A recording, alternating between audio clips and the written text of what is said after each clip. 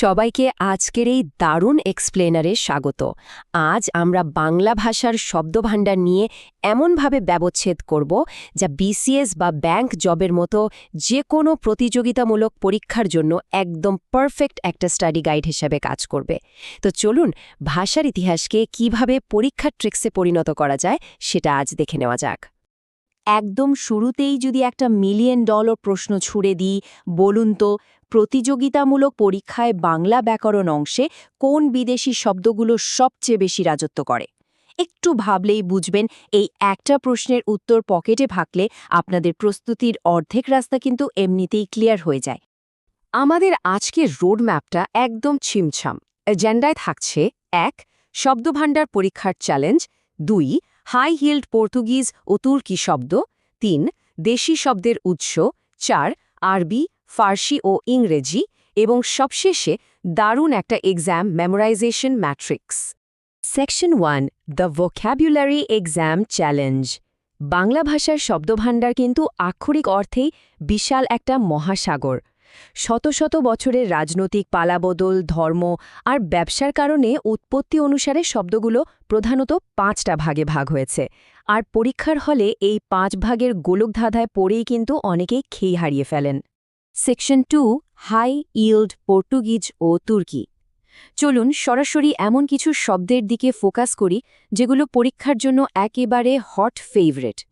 BCS আর bank জবের মতো পরীক্ষাগুলোতে পর্তুগিজ আর তুর্কি শব্দ যেন পরীক্ষকদের দারুণ পছন্দের একটা জায়গা। এই দুটো ক্যাটাগরি একদম ঠোঁটস্থ রাখাটা যে কোনো সিরিয়াস ক্যান্ডিডেটের জন্য আক্ষরিক অর্থেই একটা গেম চেঞ্জার স্ট্র্যাটেজি হতে পারে। পর্তুগিজ শব্দের এই লিস্টটা একটু খেয়াল করুন। আনারস, আলমারি, আলপিন, গির্জা, গুদাম, চাবি, পাউরুটি, পাদ্রি, বালতি, সাবান। একটু ভেবে দেখুন তো, সকাল থেকে রাত পর্যন্ত দৈনন্দিন জীবনে আমরা এই শব্দগুলো কত অহরহ ব্যবহার করি, অথচ মজার ব্যাপার হলো এগুলোর একটাও কিন্তু আমাদের নিজস্ব শব্দ নয়। এবার তুর্কি শব্দগুলোর দিকে তাকালে বেশ ইন্টারেস্টিং একটা প্যাটার্ন চোখে পড়বে। কেঁচি, চাকু, তোপ, দারোগা, বন্দুক, বারুদ, বাহাদুর, মুচলেকা। শব্দগুলোর মধ্যে কেমন যেন একটা কড়া সামরিক আর প্রশাসনিক ভাইব আছে, তাই না? পরীক্ষার হলে যখন অপশন এলিমিনেট করতে যাবেন তখন এই কমন সেন্সটা জাস্ট ম্যাজিকের মতো কাজ করবে। Section ৩, tracing native word origins.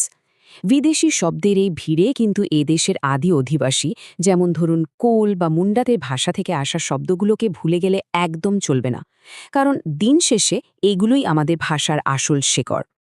এই দেশি শব্দগুলো একেবারে আমাদের মাটির কাছাকাছি, দৈনন্দিন গ্রামীণ জীবনের সাথে গভীরভাবে জড়ানো। গৃহস্থালির শব্দ যেমন কুলা, ডালা, মই। আবার অঙ্গপ্রত্যঙ্গের নাম পেট, কোমর, এছাড়া ডাব কিংবা কুড়ি, যার মানে হল বিষ। এই সব কিছুই কিন্তু একদম খাঁটি দেশি শব্দ। সেকশন ৪, আরবি, ফার্সি ও ইংরেজি।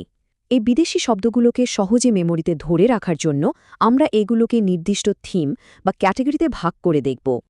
আরবি ভাষার প্রভাবটাকে খুব সুন্দরভাবে দুটো ধারায় ভাগ করে ফেলা যায়। একদিকে আছে ধর্মীয় শব্দ যেমন আল্লাহ, ইসলাম, কোরআন, আর অন্যদিকে প্রশাসনিক বা আইনি শব্দ যেমন আদালত, কানুন কিংবা নগদ। খেয়াল করে দেখবেন আমাদের দেশের আদালত বা আইনি কাগজপত্রে এখনও আরবি শব্দের রীতিমতো একচেটিয়া আধিপত্য রয়েছে। ফার্সি শব্দের বেলাতেও কিন্তু ঠিক একই রকম একটা থিম্যাটিক স্ট্রাকচার কাজ করে। এখানেও ধর্মীয় শব্দ আছে, খোদা, নামাজ, রোজা, আর পাশাপাশি প্রশাসনিক বা বিবিধ ক্ষেত্রে আমরা ব্যবহার করি কারখানা, চশমা, নালিশ এবং বাদশা। এই ক্যাটাগরিগুলো মাথায় সেট করে নিলে পরীক্ষার হলে সঠিক উত্তরটা বের করা জাস্ট কয়েক সেকেন্ডের ব্যাপার হয়ে দাঁড়ায়। ইংরেজি শব্দের ক্ষেত্রে ধ্বনিতাত্ত্বিক বিবর্তনটা কিন্তু দারুণ মজার। কিছু শব্দ যেমন ইউনিভার্সিটি, কলেজ বা টিন একদম হুবহু অরিজিনাল উচ্চারণে রয়ে গেছে, কিন্তু কিছু শব্দ বাংলায় এসে রীতিমতো খোলস পাল্টে ফেলেছে। যেমন ধরুন ওপিয়াম হয়ে গেছে আফিম, বক্স হয়ে গেছে বাক্স, আর হসপিটাল হয়ে গেছে আমাদের অতি পরিচিত হাসপাতাল। কি অদ্ভুত একটা ব্যাপার, তাই না? বিদেশি শব্দের এই পর্বটা কয়েকটা ফরাসি শব্দের উদাহরণ দিয়ে শেষ করা যাক। প্রতিযোগিতামূলক পরীক্ষায় মাঝে মাঝেই কার্তুজ, কুপন, ডিপো এবং রেস্তোরাঁর মতো শব্দগুলো চোখের সামনে চলে আসে। এগুলো সরাসরি ফরাসি ভাষা থেকে আমাদের বাংলা শব্দভাণ্ডারে পার্মানেন্ট জায়গা করে নিয়েছে। সেকশন 5, দি এক্সাম মেমোরাইজেশন ম্যাট্রিক্স। এই অংশটা এমনভাবে সাজানো যেন পরীক্ষার ঠিক আগে এক নজরে চোখ বুলিয়ে পুরো জিনিসটা ব্রেনে লক করে ফেলা যায়। সবচেয়ে ক্রুশিয়াল পয়েন্ট হলো এই সামারি টেবিলটা। এখানে একদম ছকে বাঁধা আছে। দেশি শব্দ পেট কুলা, আরবি কিতাব আদালত, ফার্সি চশমা সরকার, পর্তুগিজ চাবি ফিতা আর তুর্কি কুলি সুলতান। পরীক্ষার আগের রাতে কুইক রিভিশনের জন্য এর চেয়ে দারুণ টুল আর হতেই পারে না। এটা একদম স্ক্রিনশট নিয়ে রাখার মতো একটা সামারি। আজকের এই বিশ্লেষণটা শেষ করব ছোট্ট একটা ভাবনার খোরাক দিয়ে। একটু ভেবে দেখুন তো, শত শত বছরের পুরনো রাজনৈতিক পট পরিবর্তন আর ব্যবসায়িক ইতিহাস কিভাবে আজকের দিনে বসে আপনার আমার প্রতিযোগিতামূলক পরীক্ষার প্রশ্নপত্র তৈরি করছে।